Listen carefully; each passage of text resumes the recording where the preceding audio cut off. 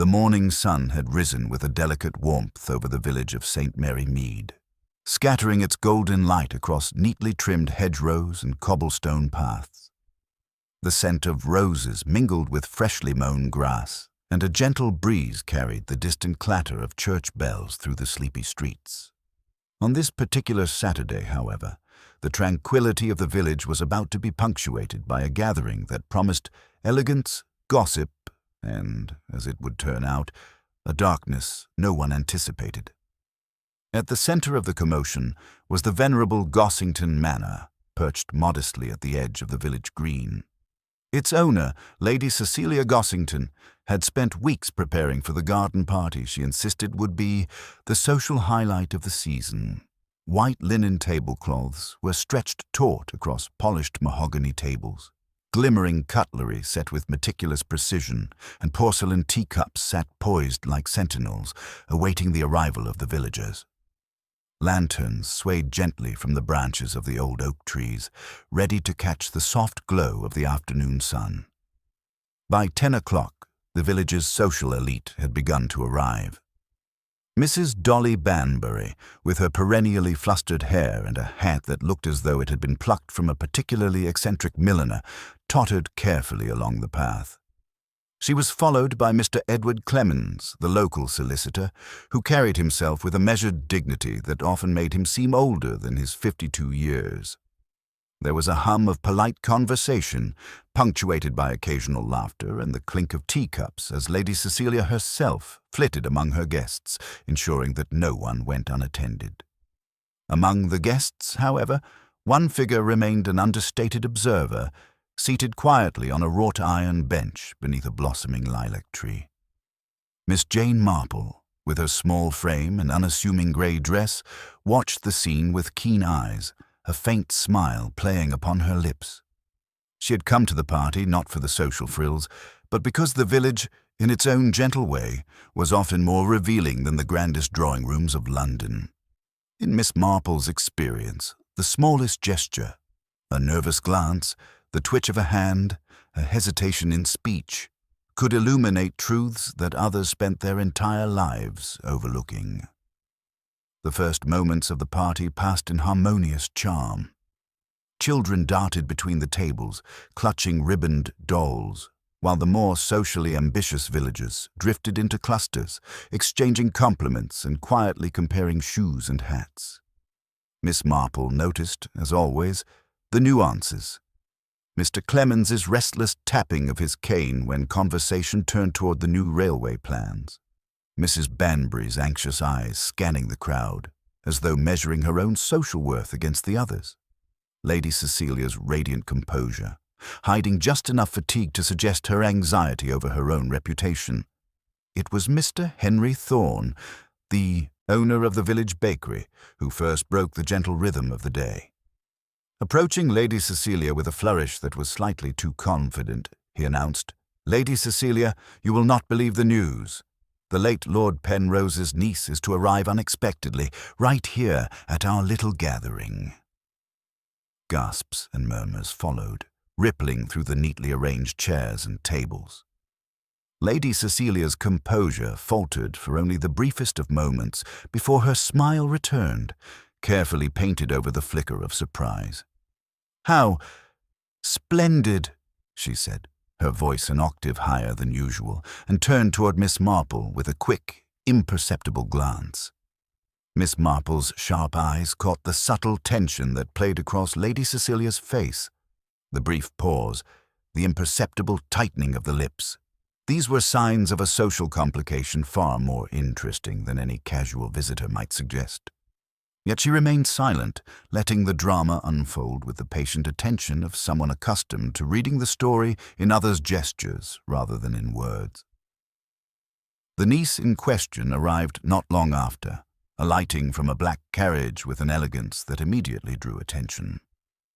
Miss Clarissa Penrose, tall, fair-haired, and possessed of a gaze that seemed to measure everyone in the vicinity, stepped lightly onto the grass, her presence commanding a quiet reverence. She was known in London society for her subtlety and charm, yet here, in the small village setting, Her sophistication seemed almost theatrical. As the guests murmured their welcomes, Miss Marple observed quietly. She noted the quick bows, the tentative handshakes, and the thinly veiled glances exchanged between Clarissa and certain members of the village's older families. Something, she thought, was not quite right. Villagers were creatures of habit, their allegiances and grudges well established. A newcomer could easily disturb the fragile equilibrium, particularly one whose arrival was tied, however tenuously, to a family of influence and old money. The tea was served. Crumpets were buttered, scones split, and jam spread with a precision that suggested both care and the faintest hint of competitiveness among the hostesses. Conversation flowed around Miss Marple in soft waves, yet she remained attentive to the subtleties, the slight flinches, the undercurrents of irritation, the small exchanges meant to impress or intimidate. She had learned long ago that people's secrets often reveal themselves in the smallest gestures. A glance held too long, a hand tremor when offering tea, the particular shade of flush across one's cheeks. By mid-afternoon, the air was fragrant with roses and the faint tang of baked goods. Yet a shadow had already begun to stretch across the otherwise idyllic gathering. Miss Marple, knitting quietly in her lap, sensed the undercurrent of tension, subtle, almost imperceptible, yet undeniably present. There was a crack in the polished surface, something hidden just beneath the laughter and the polite exchanges. And, as is often the case in St. Mary Mead, the surface of civility was only ever thin. The currents of resentment, envy, and long-buried grudges ran far deeper than any visitor might suspect. It was at this precise moment, when Lady Cecilia rose to announce a toast, that the first shriek pierced the gentle hum of conversation. A maid, pale and trembling, came rushing from the direction of the east wing, where the garden path twisted between lilac hedges. "Lady Cecilia, there's been an accident." "No, it's—" Miss Marple's knitting needles paused. She tilted her head slightly, listening to the rising panic in the voices around her. The shadows had arrived, unbidden, at a gathering meant to celebrate the sun. And in the silence that followed the shriek, Miss Marple's keen mind began to piece together the threads of a puzzle she had not yet fully glimpsed, but which, in her subtle and patient way, she already knew would require careful unraveling. The garden party, once a haven of social harmony, had begun its descent into shadows. The shriek echoed through the manicured hedges like a sudden crack in crystal, scattering the laughter, music, and clinking of teacups that had defined the morning. Guests froze mid-step, their expressions caught between disbelief and instinctive curiosity. Lady Cecilia's perfectly composed smile faltered for the briefest instant before her voice, carefully measured, carried across the lawn. "What on earth is the matter?" The maid, still trembling, pointed toward the east wing of the garden, her hand quivering as though it could not bear the weight of the news. "It's Mr. Henry Thorne, Lady Cecilia. He's lying there, and I think he's dead." A ripple of gasps passed through the crowd. Mrs. Dolly Banbury clutched at her hat, her face a mask of horror, while Mr. Edward Clemens adjusted his spectacles, as if by doing so he could bring rationality back to the scene. Miss Clarissa Penrose, pale yet composed, stepped back slightly, her hands clasped neatly in front of her, though her eyes betrayed a flicker of concern or perhaps calculation. Miss Marple, seated under the lilac tree, remained calm, her fingers stilling on her knitting. She had witnessed many such scenes, and the first moments of panic often revealed far more about human nature than the event itself. She noted the subtle reactions of the villagers, who stepped forward immediately, who hesitated, who tried to regain composure for appearances. These were the threads she would later follow, the clues that no official report could capture. Within moments, the gathering had transformed from a cheerful social occasion into a scene of quiet chaos. The gardener hurried over, wiping his hands on a rag, and muttered under his breath about the impossibility of the situation. "Never thought anything like this would happen in St. Mary Mead," he said. His words, though simple, carried a tremor of fear, a fear that was shared silently by all who listened. Mrs. Banbury, shaking, whispered to a small cluster of women near the table laden with cakes. It must be some dreadful accident, a fainting spell perhaps, or a sudden heart attack. Her voice was high and quavering, betraying her need for explanation. The women nodded, though doubt lingered behind their polite expressions. "Heart attacks rarely strike so dramatically, Dolly," one murmured, lowering her voice as though the very mention of death required discretion. "And you know how steady Mr. Thorne always was. Never missed a day at the bakery, not even in a snowstorm. Something is amiss." From the center of the crowd, Mr. Clemens stepped forward with a firmness that seemed to command attention. "Everyone, please remain calm," he said, though even he could not conceal a slight tremor in his voice. "We must summon the authorities immediately. Until then, let no one disturb the scene. It is imperative we maintain order." Several villagers, unable to restrain their curiosity, edged closer to the east wing, whispering to one another, their faces pale but alight with speculation. Miss Marple observed quietly, noting the patterns of behavior that the others seemed too caught up in shock to consider. The way Mrs. Banbury fidgeted with her gloves, the fleeting glance that Mr. Clemens cast toward Lady Cecilia, small gestures, unnoticed by most, but significant to her trained eye. Even as the immediate panic subsided into tense murmuring, the gossip began to form like quicksilver, taking shape and flowing in directions that often defied logic. "Do you suppose it could have been foul play?" one woman whispered to another, eyes darting around to gauge reactions. "I heard Henry Thorne was arguing with Mrs. Larkins just last week over some delivery mix-up." Miss Marple's eyes flicked toward Mrs. Larkins, who stood stiffly near a flower bed, her expression carefully neutral. Beneath that neutrality, however, Miss Marple noted a brief flash of discomfort, a tightening around the corners of the mouth that betrayed her concern, or perhaps guilt, though Miss Marple would not make such assumptions lightly. Instead, she filed it away, as one stores a bookmark in a well-read book. The carriage that had brought Miss Clarissa Penrose came under sudden scrutiny as well. Villagers speculated on the timing of her arrival, wondering aloud if the news of her appearance had somehow disturbed Mr. Thorne, whose temperament, though generally mild, had known occasional sparks of impatience. The voices rose and fell in a pattern that Miss Marple recognized from countless other incidents. Suspicion passed quickly from one individual to another, each layer of conjecture adding weight without necessarily reflecting reality. Lady Cecilia, recovering some composure, raised her hands for silence. "Everyone, please, the police will arrive shortly. Let us not jump to conclusions.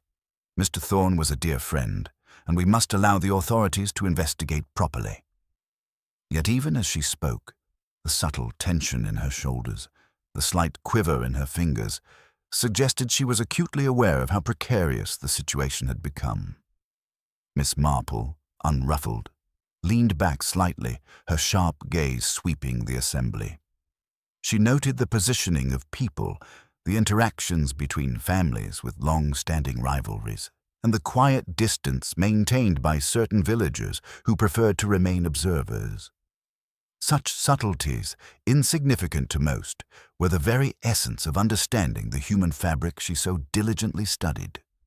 Meanwhile, the children had retreated to a corner, their earlier laughter replaced with whispers and questions, their small voices carrying hints of observations adults often overlooked. Miss Marple, as always, paid attention to them. Children, in their unguarded curiosity, often revealed truths adults worked hard to conceal. As the minutes stretched, the village's collective imagination worked overtime. The possibility of an accident clashed with darker suppositions, hidden grievances, unspoken rivalries, or perhaps an unexpected visit from someone with an unkind purpose. The whispering spread like wildfire, igniting curiosity, anxiety, and fear in equal measure. And through it all, Miss Marple remained a still center, her mind quietly cataloguing behaviors, noticing contradictions, and storing small details that seemed insignificant at the time. She knew that when the truth finally emerged, it would not be found in the chaos of conjecture, but in the small, almost invisible actions and reactions of the people around her. By the time the distant sound of a police whistle cut through the garden, the crowd had shifted into a tense anticipation. Conversations faltered, gazes darted toward one another, and every gesture was now weighted with unspoken questions. Who could have done such a thing? Why? And what hidden motives lay beneath the veneer of polite civility? Miss Marple, settling her knitting once more, allowed herself a quiet smile. The threads were forming, slowly but unmistakably, and in time the tangled skein would reveal a pattern only she could discern. For now she watched, listened, and waited, patient as the village itself, yet fully aware that St. Mary Mead had entered a period where shadows had begun to creep quietly into its bright, sunlit days. The distant echo of the police whistle had scarcely faded when uniformed officers arrived, their presence bringing a formal sense of order to the otherwise tumultuous garden. Villagers straightened, murmurs softened, and the collective anxiety shifted into a quiet, anticipatory tension. Miss Marple, however, remained seated beneath her lilac tree, knitting calmly as though she had not a care in the world. In truth, her mind was far from idle. She was observing, cataloguing, and quietly beginning the methodical unraveling of human behavior that would, in time, expose the truth. Officer Thompson, a young man whose enthusiasm often outweighed his experience, took immediate command of the situation. "Ladies and gentlemen," he called, voice firm but courteous, "we must insist that no one approach the scene until proper procedures have been followed. Please step back." Lady Cecilia, though visibly shaken, obeyed with grace, her eyes scanning the crowd to ensure that all complied. "Of course, Officer Thompson," she said, her tone polite but tight, betraying her internal anxiety. She moved closer to Miss Marple, offering a fragile smile. "You may wish to remain seated, Miss Marple. The authorities will manage things from here." Miss Marple inclined her head politely.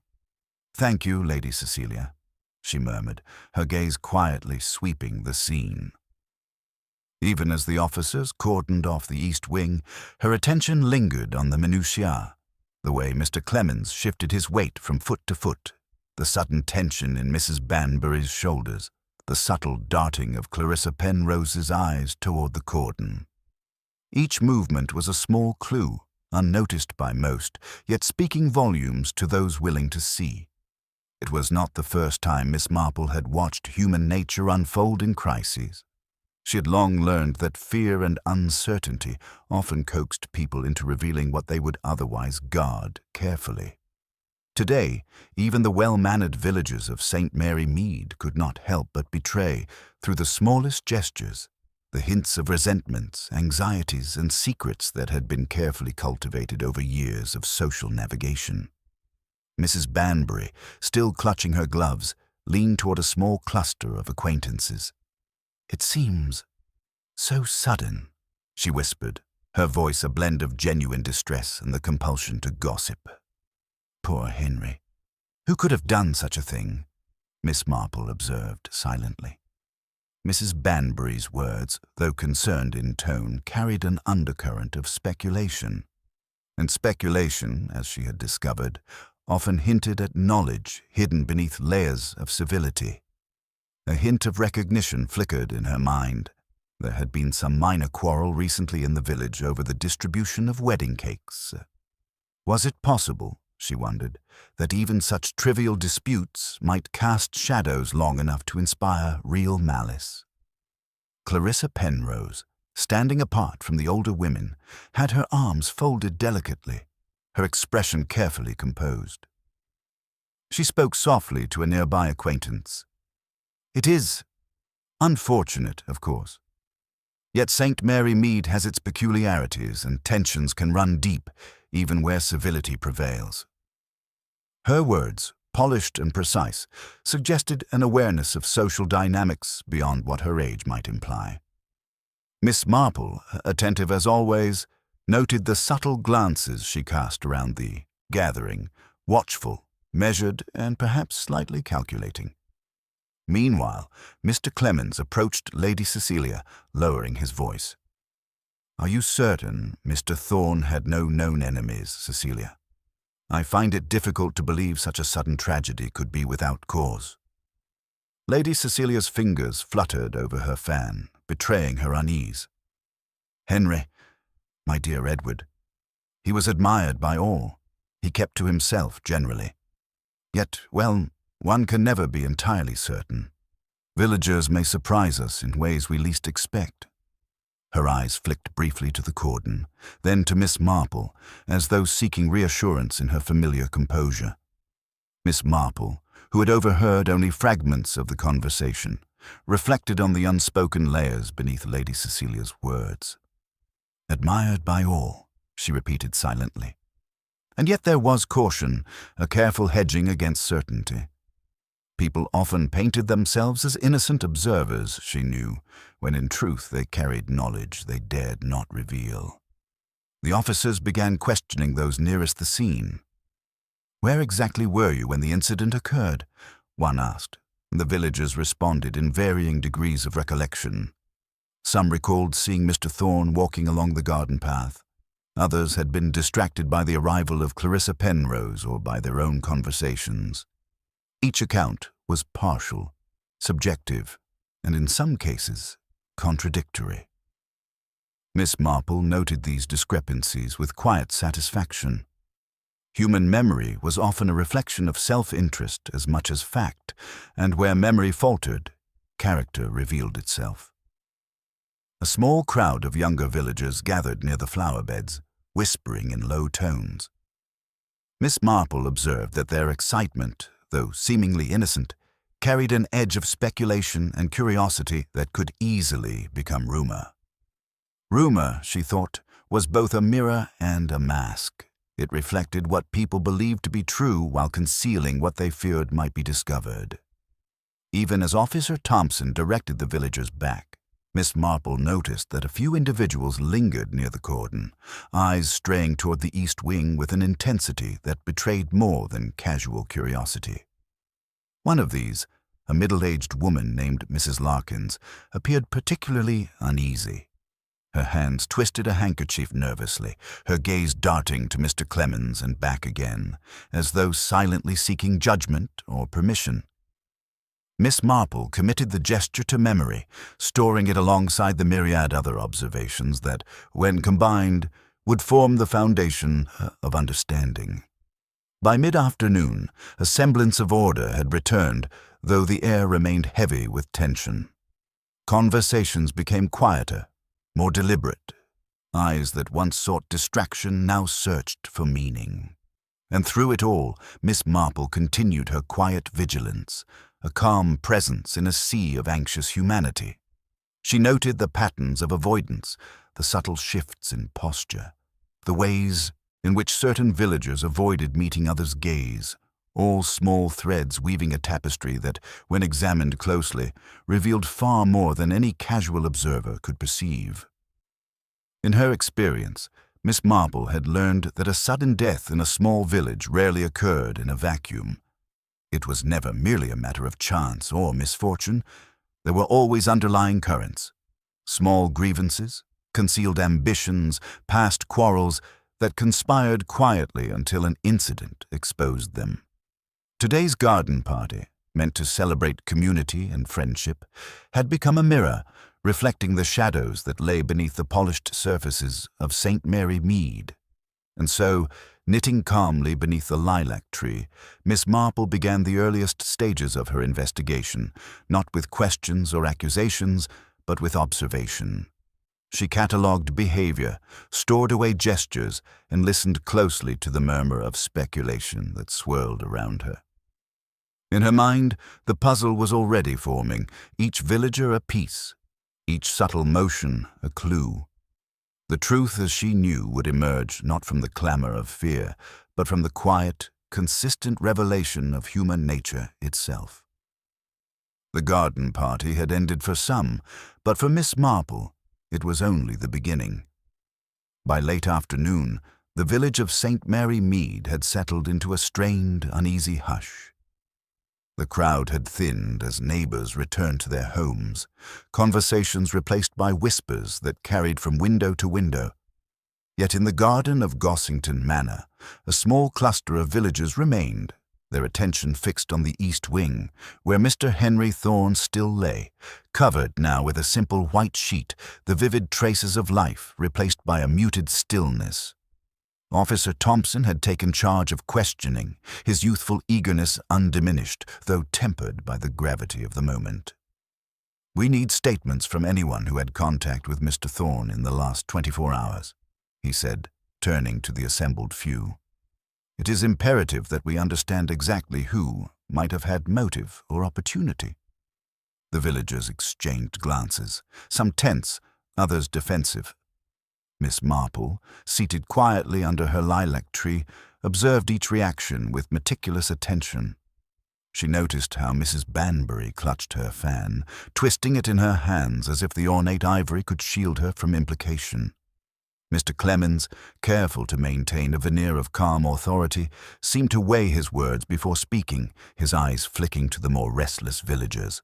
And Clarissa Penrose, her composure impeccable, listened silently, her gaze scanning faces and posture with an ease that suggested she understood far more than she revealed. It was perhaps inevitable that suspicion would settle quickly on those closest to the deceased, and the first person questioned was Mrs. Larkins, who had been observed lingering near Mr. Thorne prior to the discovery. She trembled slightly as Officer Thompson approached. I didn't see anything unusual," she stammered, glancing down at the ground. "Henry and I had a disagreement over the flower delivery yesterday, but it was hardly serious. Just a misunderstanding." Miss Marple noted the careful phrasing. Hardly serious, rather than simply not serious. It was the kind of linguistic hesitation that often concealed more than it revealed. Yet, in the absence of any overt evidence, the officers seemed satisfied by the explanation, moving quickly to the next individual. Next came Mr. Edward Clemens, whose proximity to both Lady Cecilia and Mr. Thorne gave him a role of authority in the unfolding investigation. He answered the questions politely, providing clear accounts of his movements, the times he had spoken with the deceased, and his observations of others at the party. His statements were precise, measured, yet Miss Marple noted a subtle tension around his mouth, a slight tautness in his jaw whenever he mentioned certain villagers. Small, almost invisible gestures, but to her experienced eye, revealing a mind both concerned and cautious. Clarissa Penrose's turn arrived last. She approached the officers with serene poise, her manner calm and deliberate. "I arrived only a short while before the incident," she explained. "I saw Mr. Thorne walking along the garden path, speaking with Lady Cecilia, and then nothing more. I'm sorry, but I cannot add anything substantial to the investigation." Her voice was flawless, yet the faintest narrowing of her eyes when she mentioned Lady Cecilia suggested she had observed details she deemed unimportant or risky to share. The officers, eager to establish motive and opportunity, began to lean toward a theory that seemed almost too obvious. "Given the quarrel with Mrs. Larkins, it seems possible," Officer Thompson said, voice tinged with overconfidence, "that this was an act of sudden anger, or perhaps an unfortunate accident exacerbated by their argument." Mrs. Banbury, overhearing, gasped. "Surely not. Mrs. Larkins is a dear soul, hardly capable of such violence." She pressed a trembling hand to her chest, as though to stop her own racing thoughts.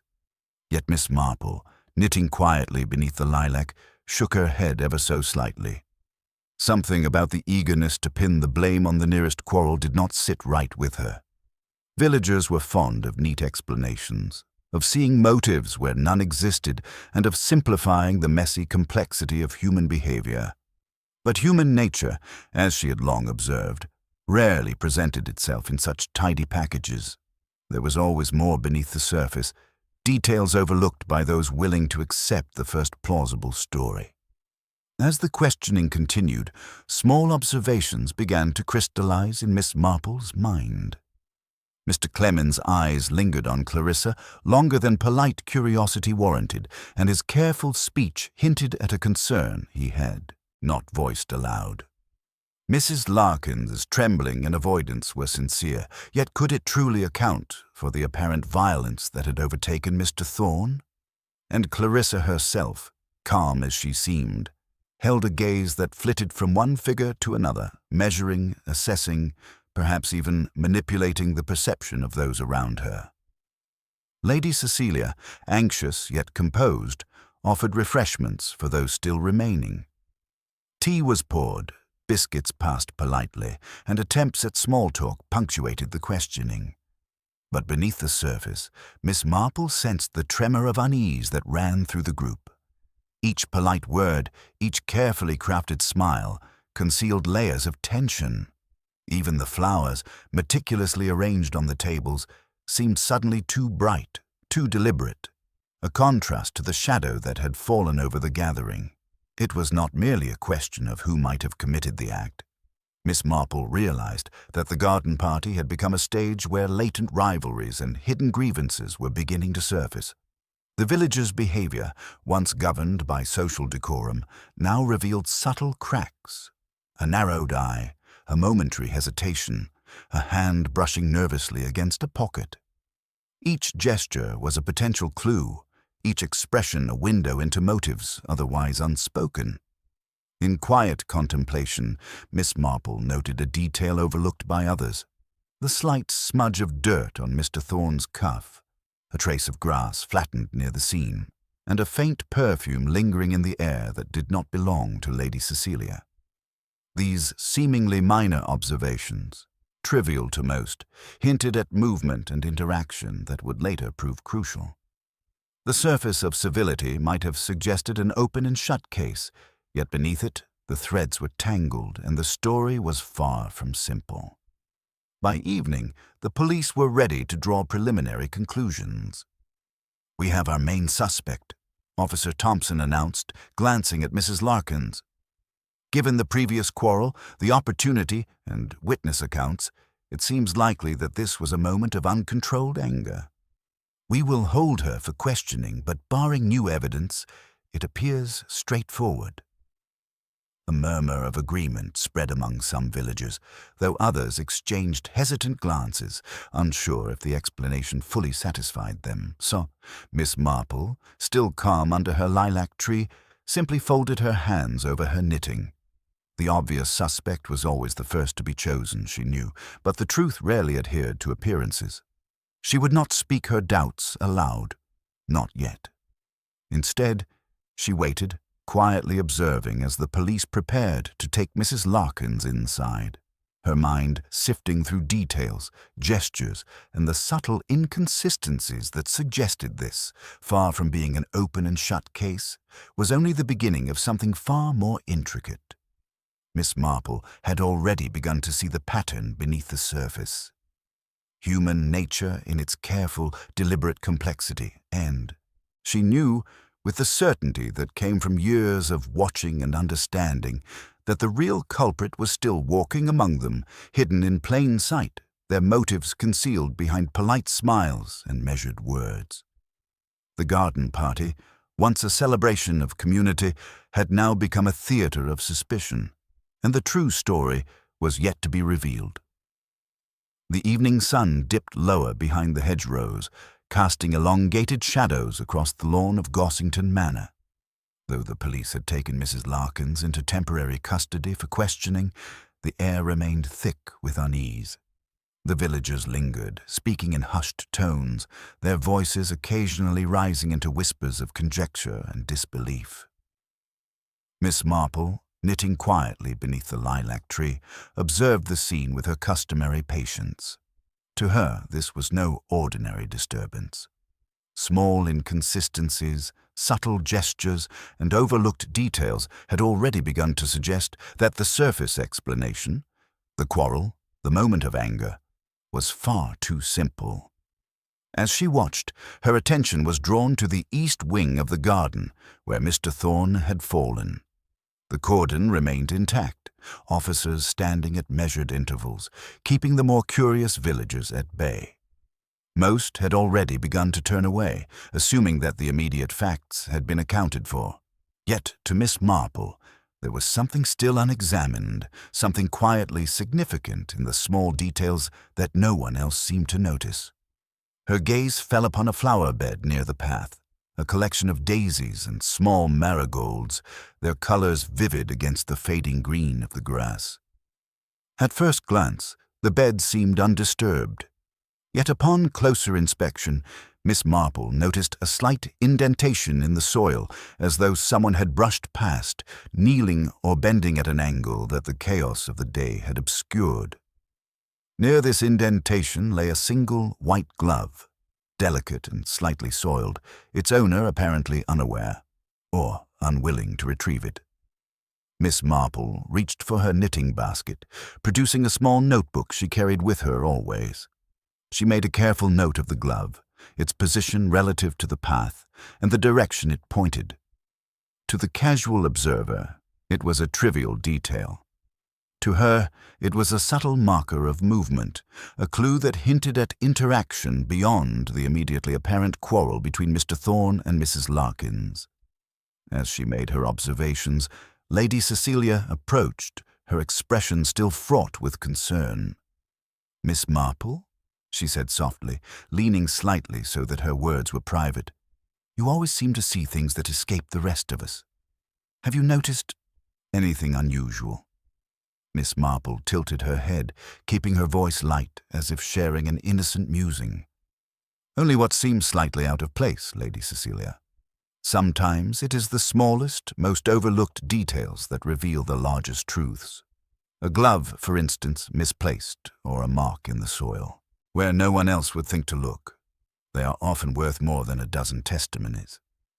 Lady Cecilia's eyes widened slightly, though she did not press further. Instead, she allowed Miss Marple to continue her quiet examination, trusting, as she always did, in her neighbor's extraordinary subtlety. Miss Marple's eyes moved along the edge of the flower bed, noting the patterns in the soil and the faint traces of footprints, some fresh and others less distinct. One set, smaller and more delicate, seemed to have approached the east wing shortly before the fatal incident, then retreated in a manner that suggested careful avoidance of attention. She considered the glove again. White, fine, slightly soiled, clearly belonging to someone of refinement who would not normally labor in the garden. Its presence near the flower bed, away from the main path, suggested that its owner had moved with intent and caution.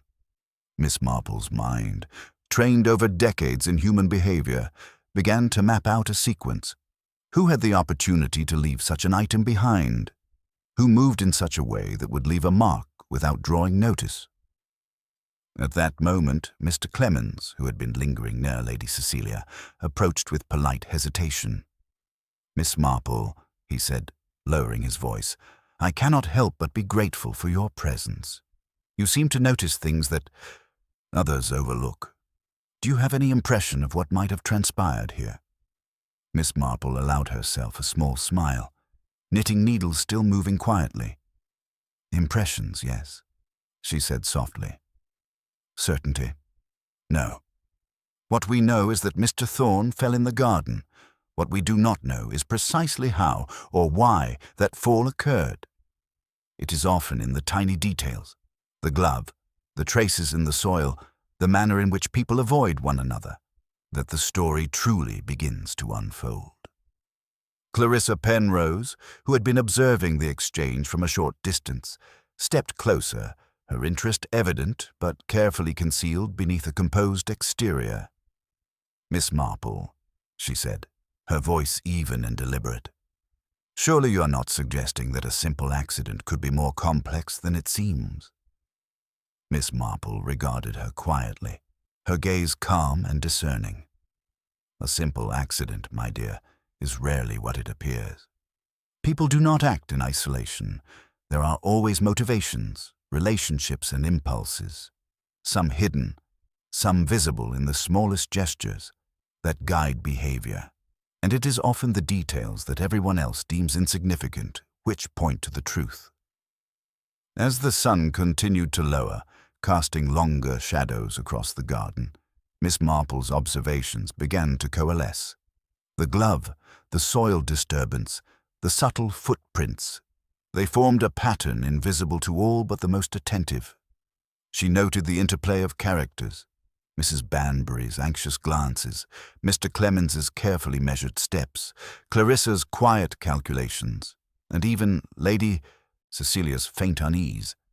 Each was a thread in the larger tapestry, and the glove marked the point at which the pattern began to shift toward revelation.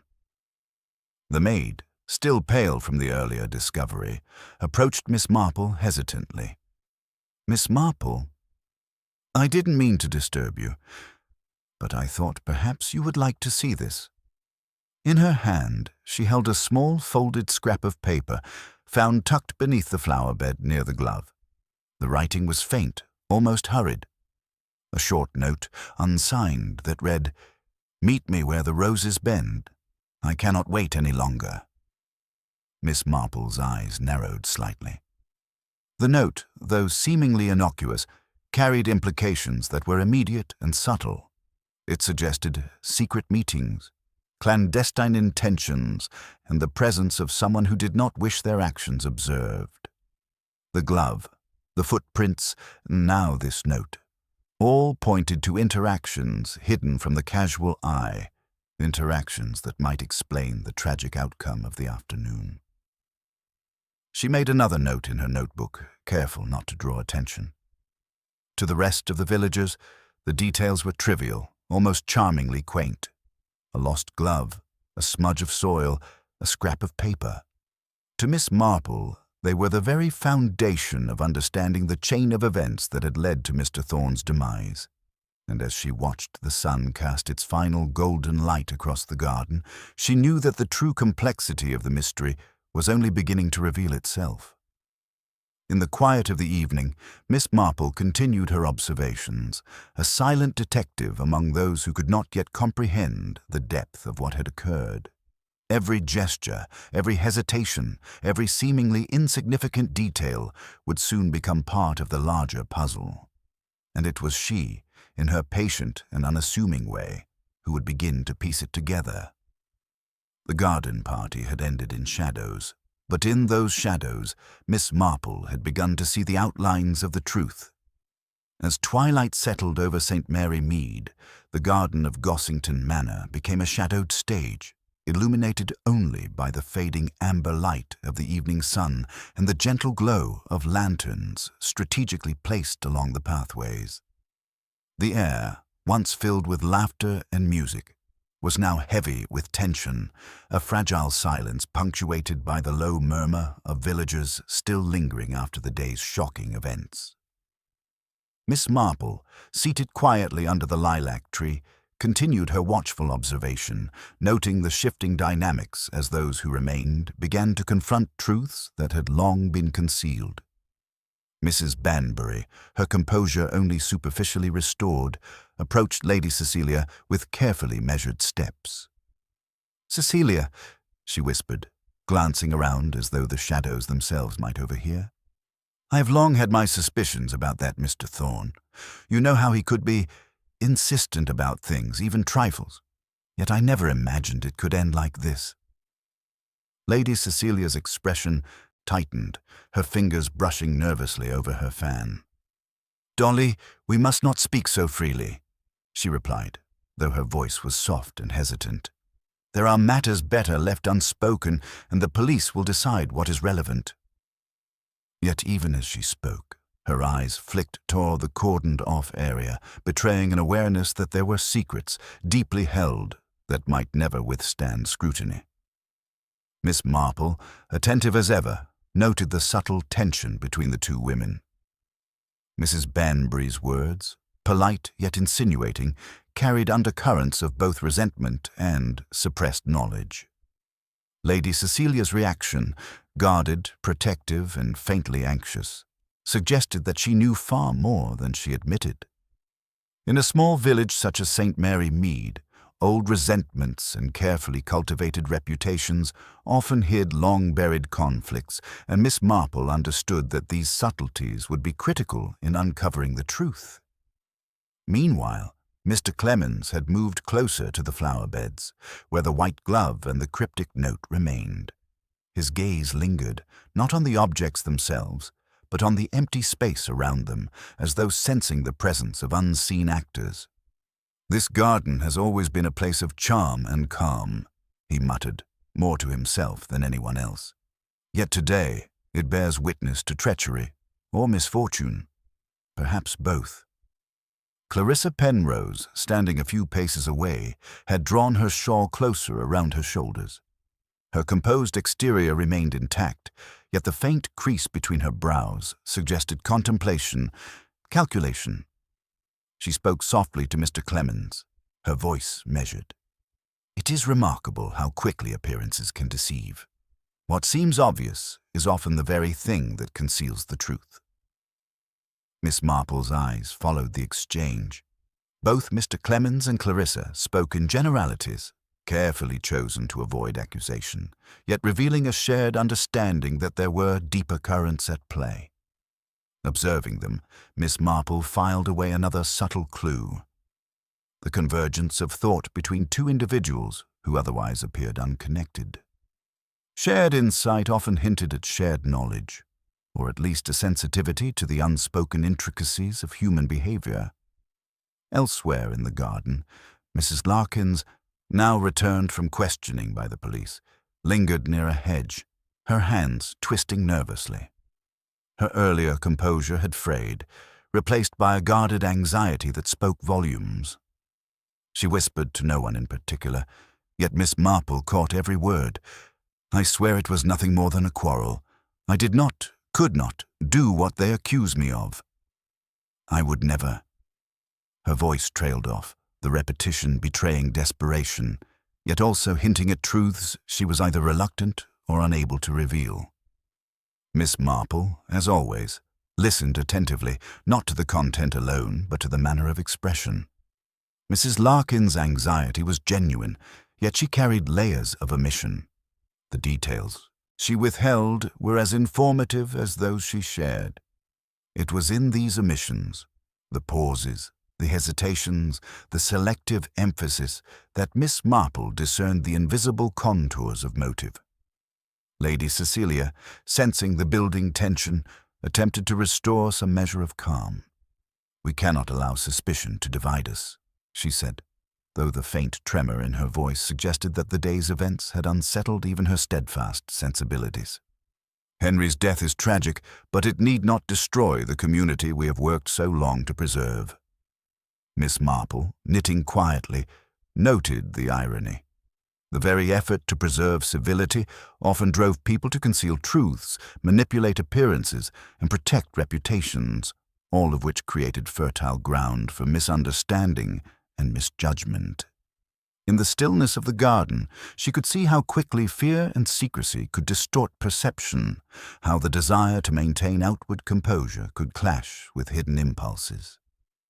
At that moment, a new figure emerged from the shadows. Mr. Lionel Carver, a relatively recent addition to St. Mary Mead, whose presence at social events was always measured, but whose curiosity was keen. "I may be intruding," he said, addressing Lady Cecilia, "but I have observed interactions that might shed light on what occurred. Small quarrels, subtle movements, these are often the precursors to larger actions." Lady Cecilia's eyes widened slightly. "Mr. Carver, this is most considerate, though I am not certain." Miss Marple intervened gently, her voice quiet yet authoritative. "It is wise to consider every observation, Lady Cecilia. Often those who appear peripheral see what others overlook." As the evening deepened, the garden became a tableau of subtle confrontations. Mrs. Banbury's quiet insinuations, Clarissa Penrose's measured observations, Mr. Clemens's guarded concern, and even Mr. Carver's analytical curiosity all created a network of scrutiny and suspicion. Miss Marple, ever composed, observed the interplay without drawing attention to herself. She noted who avoided whom, who lingered near specific spots, and who spoke in coded, cautious language. A silent language that often carried the truth hidden in plain sight.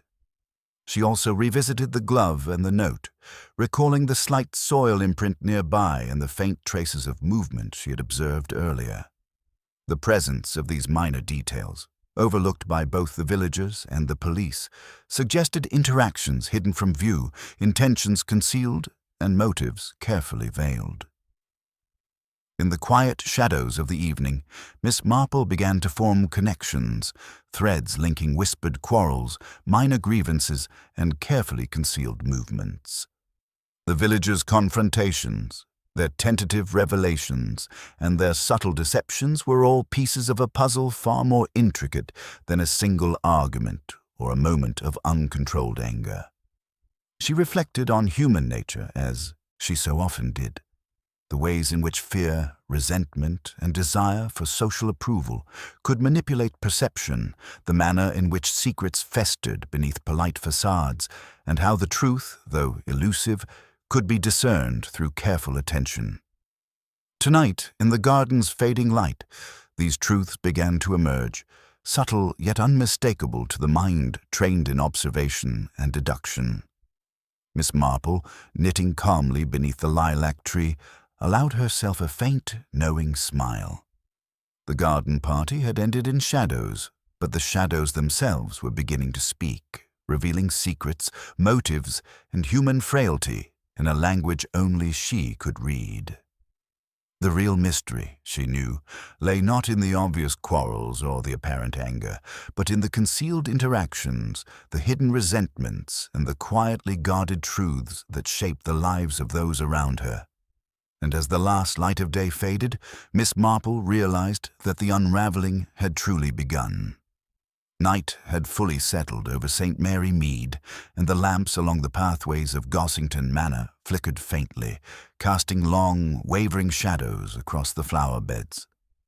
The evening stillness was deceptive, a quiet that belied the simmering tensions among those who remained. Miss Marple, as always, observed from her usual vantage beneath the lilac tree, knitting with her calm exterior a mask over the sharp attentiveness of her mind. The unexpected arrival of Inspector Graves, a visiting detective from the county office, added a new dimension to the unfolding drama. Graves was a tall, precise man, his presence marked by an air of methodical authority. "I understand you have already conducted preliminary questioning," he said, addressing Officer Thompson with a curt nod. "I would like to review the facts firsthand." The villagers, uneasy under the inspector's scrutinizing gaze, murmured among themselves. Miss Marple, noting the shift in atmosphere, felt the subtle ripple of anxiety that accompanied the arrival of someone whose experience rivaled the force of the local constabulary. Human nature, she reflected, often revealed itself more clearly when authority entered the scene, as people instinctively sought to project innocence, composure, or deflection. Inspector Graves moved deliberately among the villagers, listening to fragments of statements, asking brief, pointed questions, and noting the responses with meticulous care. It was clear he was accustomed to reading beyond words, attending to tone, gestures, and the slightest hesitation. Miss Marple watched closely, intrigued by the similarities and differences between his approach and her own, more intuitive methods. It was during this scrutiny that a new revelation came to light, one that shifted suspicion in unexpected ways. A young footman, pale and hesitant, stepped forward, clutching a tray that had been hastily abandoned in the commotion. "Inspector," he said, voice trembling, I found this tucked behind the greenhouse just now. Well, I thought someone ought to know. He handed over a small, ornate locket, its clasp slightly tarnished but intact. Miss Marple's attention sharpened. The locket, though small, carried immediate significance. It was engraved with initials, H.T., and a tiny photograph of Mr. Thorne's late wife, a woman whom most villagers had scarcely remembered, but whose presence lingered in memory as a figure of elegance and propriety. The discovery suggested clandestine movement, something hidden from casual observation, and it immediately complicated the narrative that had been so far constrained to a simple quarrel. Inspector Graves examined the locket carefully. "Where exactly did you find this?" he asked. "Behind the greenhouse," the footman replied, voice barely above a whisper. "I only noticed it because the door was slightly ajar. I don't know how long it's been there." Miss Marple, knitting quietly, considered the implication. The locket's presence indicated more than mere sentimentality. It was a symbol, an object that could provoke emotion, secrecy, or even conflict. The garden party, once a scene of cheerful civility, had become a stage for concealed desires and hidden interactions. Clarissa Penrose, who had been observing the exchange with a composed detachment, stepped forward, her voice measured but sharp. "Surely," she said, "this complicates the narrative we have been accepting too readily. A quarrel over flour seems trivial compared to the personal entanglements suggested by such an item." Mr. Clemens, standing nearby, nodded subtly. "Indeed, objects often speak where words do not. A locket may hold more than memory. It may hold motive, the catalyst for actions otherwise concealed." Even Mrs. Banbury, who had been trembling earlier, seemed momentarily captivated by the revelation. "Do you mean," she began, voice hushed, "that someone may have acted out of jealousy or old grievances? Surely it cannot be." Her sentence trailed off, caught between curiosity and fear. Miss Marple, for her part, did not offer immediate commentary. She observed the villagers' reactions, each a subtle signal of their understanding, their anxieties, and perhaps their own concealed motives. The discovery of the locket introduced an element that reframed the entire incident. This was no longer merely a matter of a petty quarrel or accidental misfortune. There were layers of personal history, unspoken relationships, and emotional stakes that could not be ignored. Inspector Graves, noting the whispers and the unease, turned his attention to the footman. "You say the door was slightly ajar. Could anyone have accessed the greenhouse unnoticed?" The boy hesitated, then nodded. "Yes, sir. The back gate is often left unlocked, and the greenhouse is secluded. Someone could come and go without being seen." The implication was immediate. The opportunity for interaction had been far wider than previously considered. Miss Marple's mind raced, connecting threads that had seemed separate. The glove near the flower bed, the note urging a secret meeting, and now the locket discovered in a hidden location. Each piece, trivial in isolation, formed a pattern when considered together, a pattern that pointed to deliberate, concealed action. Clarissa Penrose, her eyes narrowing, addressed the group once more. "We must remember," she said, "that appearances are deceiving. Those who seem innocent may act with calculated intent, and those who appear guilty may be unfortunate victims of circumstance." Her observation, while general, carried the weight of insight, and Miss Marple filed it away, alongside her own growing understanding of the dynamics at play. Lady Cecilia, sensing the mounting tension, sought to intervene. "We cannot allow suspicion to fester unchecked. Lives and reputations are at stake." Her voice, though firm, betrayed a note of desperation. She glanced at Miss Marple, perhaps unconsciously seeking guidance or reassurance. Miss Marple, knitting calmly, allowed her gaze to sweep the garden once more. Every villager, every gesture, every subtle interaction was a clue. The locket had shifted the narrative, forcing new considerations of motive, opportunity, and character. It had reminded her that in St. Mary Mead, as in any small village, Nothing was truly as simple as it seemed. Beneath the polished surface of civility, human nature revealed itself in subtle, intricate, and often perilous ways. And as the night deepened, Miss Marple realized that the true complexity of the case was only beginning to emerge. The garden party had ended in shadows, but within those shadows, new revelations had appeared. Threads that, when woven together, would ultimately expose the hidden truths lying quietly among the villagers. The first suspect, once thought obvious, now seemed far less certain. And in the quiet of the evening, Miss Marple knew that patience, observation, and careful discernment would be essential to uncovering the real story behind the tragedy of Gossington Manor. The game had shifted. The garden's shadows had deepened, and the mystery was far from resolved. The following morning dawned over St. Mary Mead with a mist that clung to hedgerows and lawns, lending the village an air of quiet solemnity. The events of the previous day had left the villagers unsettled. Gossington Manor seemed larger, emptier, the garden paths now shadows of the laughter and chatter that had filled them hours before.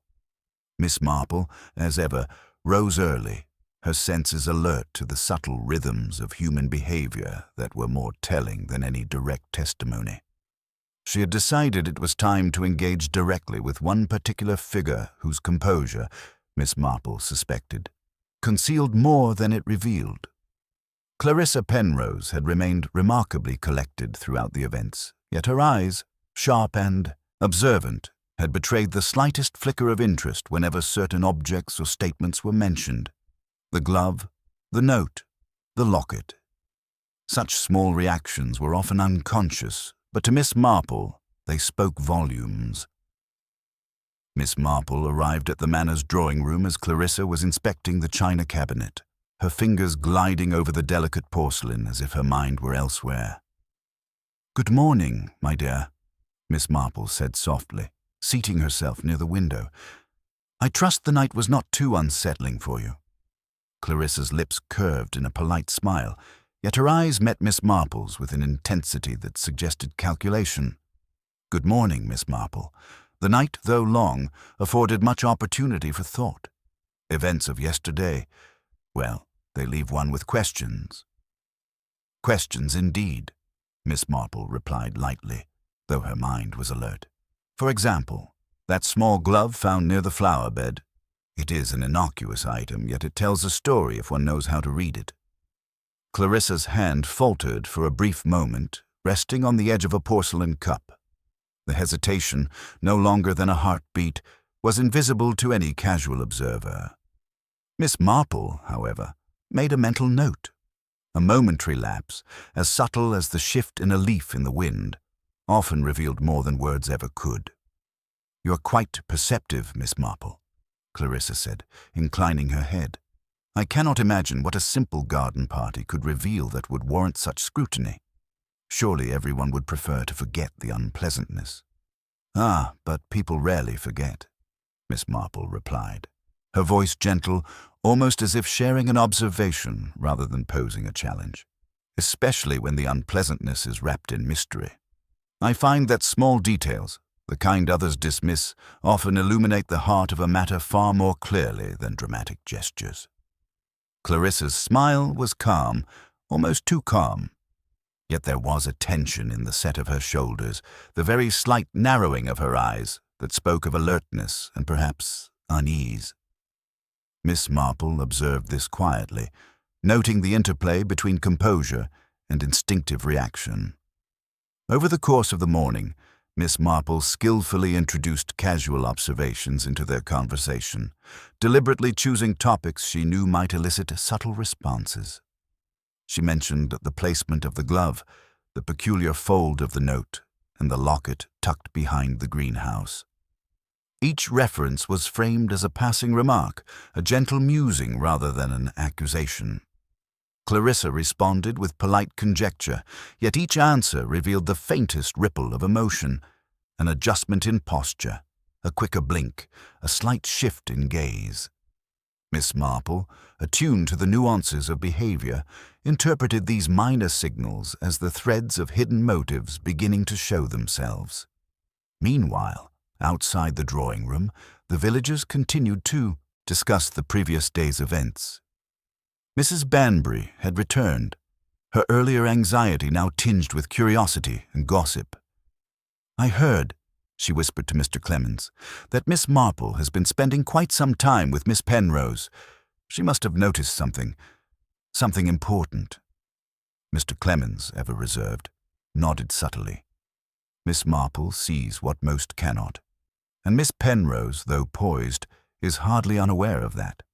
Observations and reactions often speak louder than words, especially when secrets are at stake.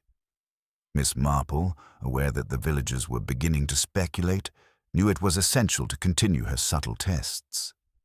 She asked Clarissa about minor details, the position of the tea tray during the party, the sequence in which people had arrived at the East Wing, and even casual observations about flowers and shadows.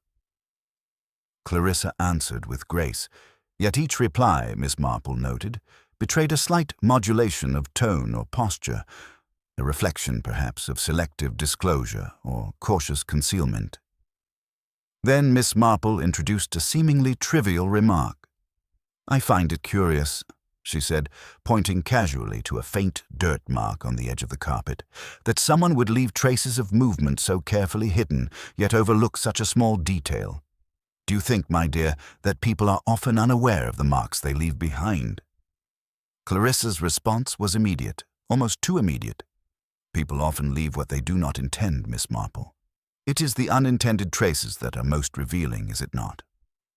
Her voice was steady, yet her hands, resting lightly on the table, twitched ever so slightly, as if restrained from fidgeting. Miss Marple made a mental note of that twitch, filing it alongside the other minute observations. The glove, the note, the locket, and now the subtle tension in Clarissa's hands. Human behavior, she reflected, was far too intricate to be dismissed by appearances alone. One must read the spaces between actions, the pauses, the gestures, and the unintended reactions, for therein lay the truth. The conversation continued, punctuated by polite diversions and casual observations. Yet each question Miss Marple posed was a delicate probe, each answer a potential revelation. Slowly, the web of interactions, motives, and concealed truths began to take form in her mind. Clarissa, though outwardly composed, was revealing more than she realized. Her careful measurements of words and gestures, a map to what she wished to conceal. By late morning, it was evident to Miss Marple that the seemingly calm exterior of Clarissa Penrose concealed a complexity of motive and intention. The small details, accumulated with patience and quiet observation, suggested she had been involved in interactions that the others had neither seen nor suspected. The garden party, which had begun as a celebration of civility, was now a stage upon which hidden desires, secrets, and perhaps even acts of deception had played out.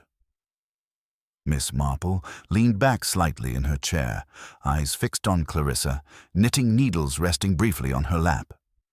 The test had begun, subtle and indirect, yet the responses were telling. She did not yet speak her suspicions aloud. She would wait, as patience was often the most effective instrument of revelation. And as the village outside the manor carried on with its cautious morning routines, Miss Marple understood with quiet certainty that the real story, the motivations, the concealed interactions, the true chain of events, was slowly, deliberately coming into view. The shadow of yesterday's tragedy had lengthened, but within it, the patterns were beginning to reveal themselves. The game was delicate, the stakes high, and the truth was closer than anyone yet realized. By late afternoon, Gossington Manor had fallen into an uneasy rhythm. The villagers moved through their routines with a fragile composure, careful to avoid confrontations yet unable to dismiss the lingering unease. Miss Marple, seated in her favorite armchair by the drawing-room window, surveyed the garden with a calmness that belied the intensity of her thoughts.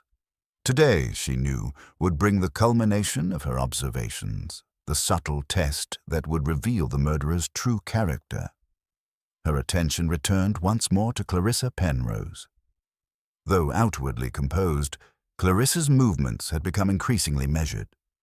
She lingered near the greenhouse, ostensibly examining the flower beds, yet each gesture, each glance, betrayed a level of scrutiny and caution that Miss Marple understood perfectly. Human nature, she reminded herself, often betrayed itself at the most inopportune moments, and she intended to observe it carefully. Miss Marple rose and approached Clarissa with quiet deliberation, carrying nothing more than her knitting basket and the faint air of innocuous curiosity. "My dear Clarissa," she said, her voice soft and gentle, "I wonder if you might indulge me for a few minutes. I'm curious about your thoughts on yesterday's events." Clarissa turned, her polite smile unwavering, though her eyes met Miss Marple's with a flicker of apprehension. "Of course, Miss Marple, I should be pleased to offer any insight I can." Miss Marple gestured toward the flower beds, inviting Clarissa to walk with her. "I was just noting the position of the flowers and the paths taken yesterday. It is remarkable how movement, even the smallest, can reveal patterns of intent. Don't you think?" Clarissa nodded, maintaining her composed exterior. "Indeed, people often leave traces they do not intend to leave." Miss Marple's eyes softened, almost as if in innocent musing. "I've always found that the truth is often in what people overlook. A glove here, a locket there, and sometimes a reaction.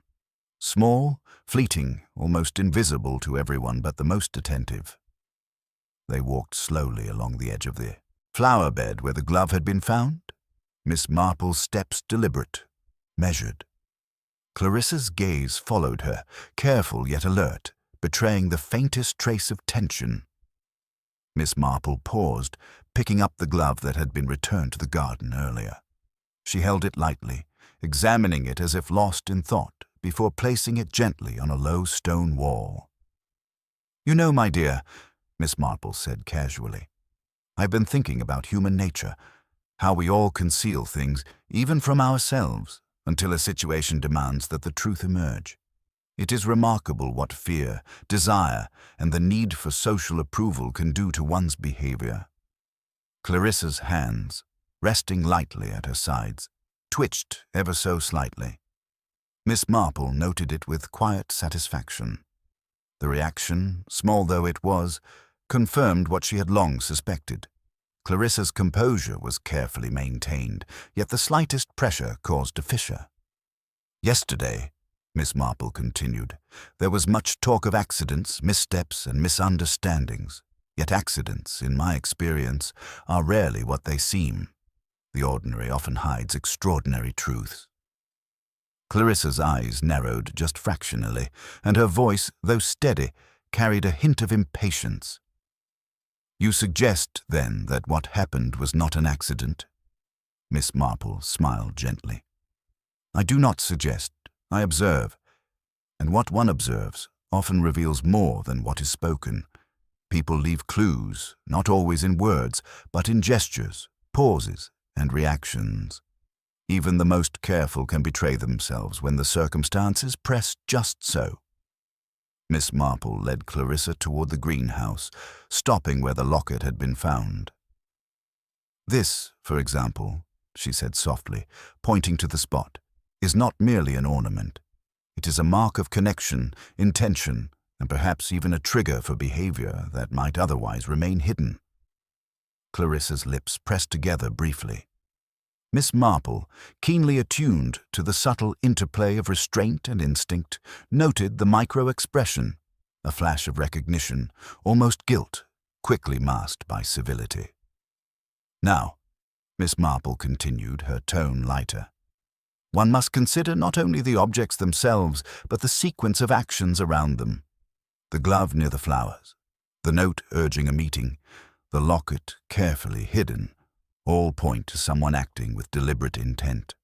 And yet, only certain individuals would have the opportunity, the inclination, and the subtle cunning to orchestrate such movements. Clarissa's composure wavered, if only for a heartbeat. She averted her gaze slightly, a faint flush coloring her cheeks. Miss Marple's eyes, gentle yet unwavering, held her attention. People often underestimate what can be revealed by a carefully placed remark, a harmless question, or a shared observation. One may appear calm, rational, and above suspicion, yet the truth has a way of showing itself if one knows where to look. Miss Marple reached into her knitting basket, producing her notebook. She pretended to make a note, though her eyes never left Clarissa. "I often think," she said softly, "that the most telling reactions are those that occur when a person believes themselves unobserved, when a minor detail is mentioned, and they cannot avoid responding. It is remarkable how revealing such moments can be." Clarissa, now fully aware of the psychological test, struggled to maintain her veneer. Her fingers clenched briefly at her sides, and the faintest tremor passed across her shoulders.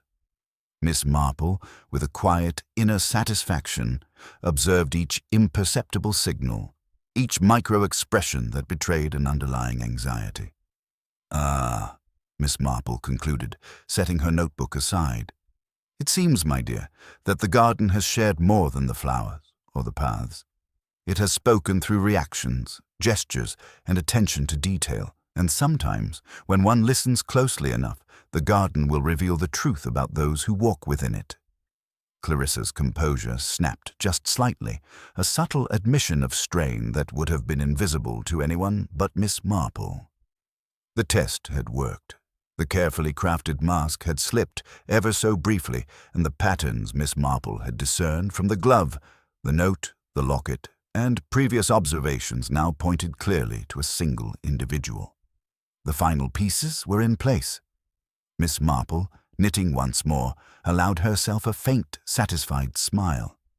She did not speak yet, for the revelation would wait. The village, the garden, the subtle traces of human behavior, all were now aligned to allow the truth to emerge in the proper moment. The shadows of Gossington Manor had lengthened, and Miss Marple knew that the story of the garden party, the quarrels, the hidden interactions, and the subtle acts of deception was ready to reach its final, inexorable conclusion. The moment of revelation was near. Evening had descended once more upon St. Mary Mead, but tonight the village felt different, heavier, as though the air itself were waiting for the truth to emerge. Within the drawing-room of Gossington Manor, the remaining villagers gathered, some hesitant, some restless, all acutely aware that Miss Marple had been observing their every gesture and word for days. Miss Marple, seated in her usual chair near the window, remained composed, her knitting resting lightly in her lap. She had invited the key figures to meet her quietly, ensuring that the conversation would unfold without interruption. Each person present, Lady Cecilia, Clarissa Penrose, Mrs. Banbury, Mr. Clemens, and the young footman, understood, at least vaguely, that tonight would resolve the lingering tension and provide closure to the unsettling events of the garden party. "My dear friends," Miss Marple began, her voice soft, yet carrying the authority of careful observation. "We have spent several days reviewing events that were, at first glance, tragic and puzzling. Yet human nature, when examined closely, often provides the clearest answers.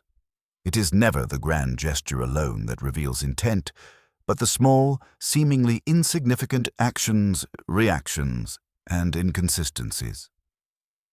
Clarissa Penrose's eyes flicked briefly toward the locket now resting on a side table, her composure as deliberate as ever.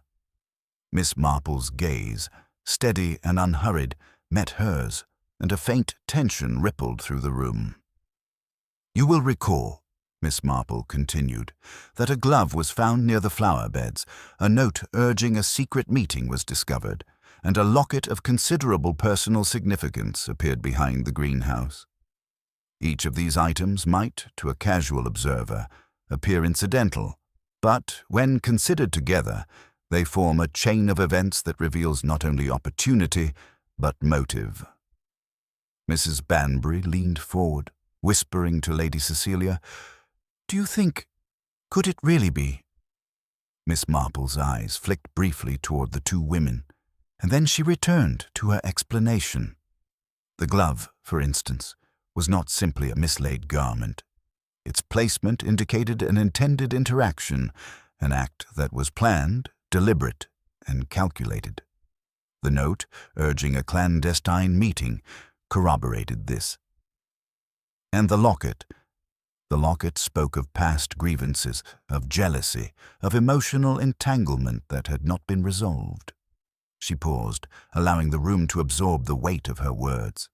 All of these clues, minor as they might seem, were closely observed, and in observing reactions, pauses, gestures, and subtle signs of discomfort, one individual revealed more than words could conceal. That person is, I believe, prepared to maintain a facade, yet cannot entirely suppress the telltale signs of anxiety, defensiveness, and secret knowledge. Clarissa Penrose's fingers tightened slightly around her chair arm, a micro-expression Miss Marple had noted many times before. "I am not sure I understand," she said, her voice smooth, though now slightly strained. Miss Marple leaned forward, her knitting forgotten for the moment. "My dear, it is quite simple when you consider human nature. People act in ways that are consistent with their character, even when they attempt deception. Someone with motive, opportunity, and a certain impulsiveness would leave traces, however subtle. These traces can be objects, gestures, reactions, or indeed expressions that are far too brief for others to notice." Clarissa's gaze darted to the locket, then to the glove, then to the note. Her composure remained, but it was like a carefully balanced scale beginning to tip. Miss Marple continued, softly but decisively. The individual who committed the act of murder did so not out of anger alone, but out of a calculated desire to resolve a personal grievance, to assert control over a situation that had long troubled them. The act was concealed within the social niceties of the garden party, camouflaged by civility, yet the evidence, the glove, the note, the locket, betrayed the plan. The minor reactions, those almost imperceptible hints of tension, confirmed it. A silence fell over the room, heavy and expectant. Miss Marple's eyes fixed firmly on Clarissa. "It is you, Clarissa Penrose. Your careful composure, your subtle reactions to innocuous remarks, and your intimate knowledge of Mr. Thorne's personal matters all point to your involvement." The motive was clear: jealousy and old grievances, compounded by a desire to manipulate events to your advantage. The opportunity presented itself during the garden party, and the minor details you overlooked, what I call the language of human behavior, have revealed the truth. Clarissa's lips pressed together, her eyes widening imperceptibly. "Miss Marple," she began, voice controlled but quivering just slightly. You must be mistaken. It was not as you suggest." Miss Marple shook her head gently. "No, my dear. The glove, the note, the locket, each piece confirms the chain of events, and your reactions, though carefully restrained, have been consistent with someone attempting to mask knowledge of the crime. Human nature does not easily allow perfect concealment, and one cannot entirely disguise what lies within." Lady Cecilia gasped softly, covering her mouth with her hand. "I cannot believe it. Clarissa, but she always seemed so composed." Miss Marple's eyes softened. "Composure is often a mask, Lady Cecilia. It can conceal insecurity, guilt, or intent. But even the mask cannot hide the truth entirely. Clarissa, it is best that you acknowledge the facts. Resistance will only prolong the inevitable." Clarissa's shoulders slumped slightly, the facade finally cracking under the weight of Miss Marple's careful and relentless observation. "Yes," she said, voice low but resolute. "It was me. I did not intend. It was not meant to go so far, but I could not bear the constant reminders, the insinuations, the locket, the quarrel. I thought I could handle it, and then Her voice trailed, revealing the depth of emotional turmoil that had driven her to desperate measures. The room remained silent, absorbing the shock of the revelation. Even Mrs. Banbury, who had speculated and whispered for days, looked stricken. Mr. Clemens simply nodded, as though confirming a pattern he had long suspected but lacked proof for. Lady Cecilia, still in disbelief, stepped forward, offering a trembling hand to Clarissa, who did not resist. Miss Marple, sitting quietly, allowed a small, measured smile to touch her lips. The mystery had been solved, not through dramatic confrontation, nor through forensics or evidence, but through patient observation, careful attention to behavior, and an understanding of human nature. The shadows of Gossington Manor had been illuminated, and the truth, finally, had emerged. The garden party, Miss Marple said softly, ended in shadows, but those shadows, if observed closely, reveal everything. The actions of one can ripple through many lives, but truth, in the end, always finds its way. As Inspector Graves quietly moved to take Clarissa into custody, Miss Marple resumed her knitting, her expression calm. The villagers, still shaken but relieved that clarity had been reached, slowly began to disperse, each pondering the delicate balance of appearance and reality, the fragility of social facades, and the unexpected darkness hidden beneath civility. And Miss Marple, as ever, reflected with gentle certainty that human nature, in all its complexity, always revealed itself to those patient enough to observe. The garden, the party, and the shadows of Gossington Manor would be remembered, but in the quiet of the evening, the village could at last begin to heal. The days that followed Clarissa Penrose's confession passed with a peculiar quiet over St. Mary Mead. The village, as if exhaling a long-held breath, began to settle back into its familiar rhythm. Life continued along its unhurried pace. The shopkeepers reopened their counters, the postman delivered letters with habitual punctuality, and the clatter of mourning carts echoed once more down the cobbled lanes. Yet beneath this veneer of normality, the events of the garden party lingered like a faint, unshakable shadow. Miss Marple, as always, moved through the village with her customary composure, appearing to all as a gentle, unassuming observer of ordinary life. Her knitting basket swung lightly at her side, her eyes perpetually attentive to the smallest nuances, the way a neighbor's hand rested too tensely on a fence, the subtle change in a shopkeeper's tone when speaking of a sensitive subject, or the slight hesitation of a child recalling an afternoon incident.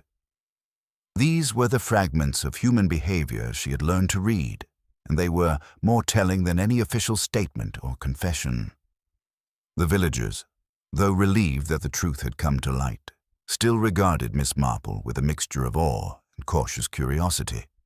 Even Lady Cecilia, whose immediate concern had been for the proprieties of social conduct, acknowledged with a faint smile that it was Miss Marple's quiet wisdom that had brought resolution. "You have a remarkable gift, Miss Marple," she said during a brief visit to the drawing-room. "You see the truths that we all try to hide, whether from others or from ourselves." Miss Marple, knitting a delicate border of a new scarf, inclined her head modestly. "One need only pay attention, Lady Cecilia," she replied gently. "People cannot entirely disguise who they are.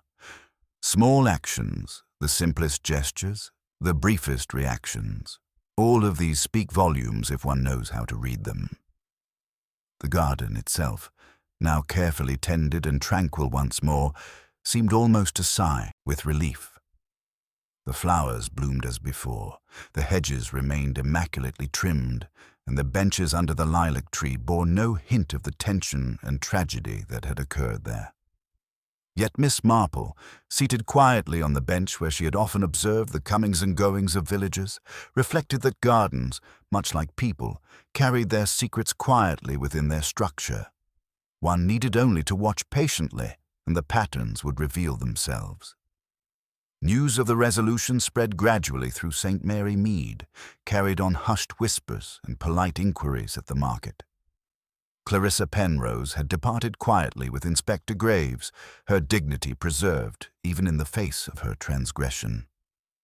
The village, in its characteristic mix of curiosity and discretion, avoided prying too deeply, though the memory of the event lingered like a delicate fragrance, subtle, persistent, impossible to ignore entirely. Miss Marple found herself reflecting on the nature of the crime and its resolution.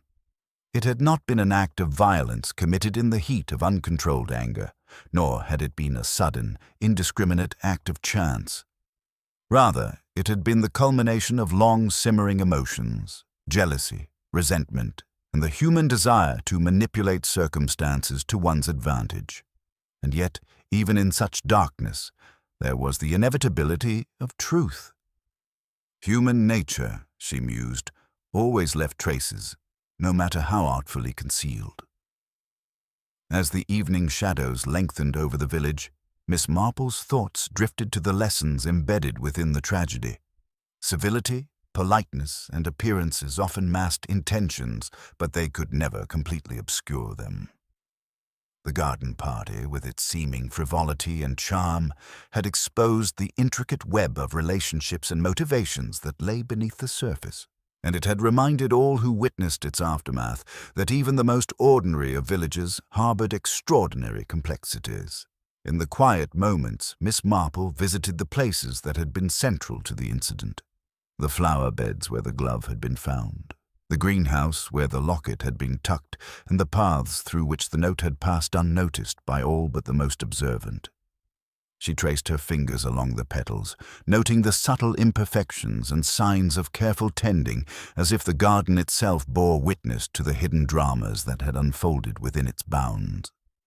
The villagers, gradually resuming their routines, observed Miss Marple with a renewed awareness of the subtleties of behavior and circumstance. Even the children, who had initially been oblivious to the weight of events, seemed to sense a quiet change in the village air. A faint reminder that actions, however small or well-intentioned, had consequences that rippled outward. Miss Marple herself remained a figure of gentle constancy, her calm demeanor belying the depth of her insight. She understood that the resolution of one mystery did not signal the absence of others. Human nature was inexhaustible in its variety, and the village would always contain stories waiting to be discerned. Yet for now, there was peace, a fragile but comforting truce between appearance and truth. Sitting beneath the lilac tree one final time, knitting quietly, Miss Marple allowed herself a small, reflective smile. The garden party had ended in shadows, but the shadows had revealed themselves, illuminating the hidden truths of human character with precision and inevitability. The villagers could now move forward, wiser and more cautious, aware that beneath civility lay a complex lattice of motivations, desires, and secrets. And Miss Marple, as she always did, would continue to observe, patiently, unobtrusively, and with a gentle understanding of the human heart. For in St. Mary Mead, as in the wider world, it was not the grand gestures alone that revealed the truth, but the quiet, careful reading of the small, subtle, and often overlooked details that spoke most clearly of who people truly were. The garden remained serene, the lilac tree swaying lightly in the evening breeze, and the village exhaled its collective sigh of relief. Order, if only temporary, had returned, and Miss Marple, seated among the soft shadows, reflected on the enduring lesson that while human nature may be complex, it is never impervious to careful observation and understanding. The garden party was behind them, the shadows had receded, and the village, though forever changed, returned to its gentle, unhurried life. And through it all, Miss Marple remained, quietly knitting, quietly observing, and quietly knowing that the truth, however deeply concealed, always finds its way to the surface.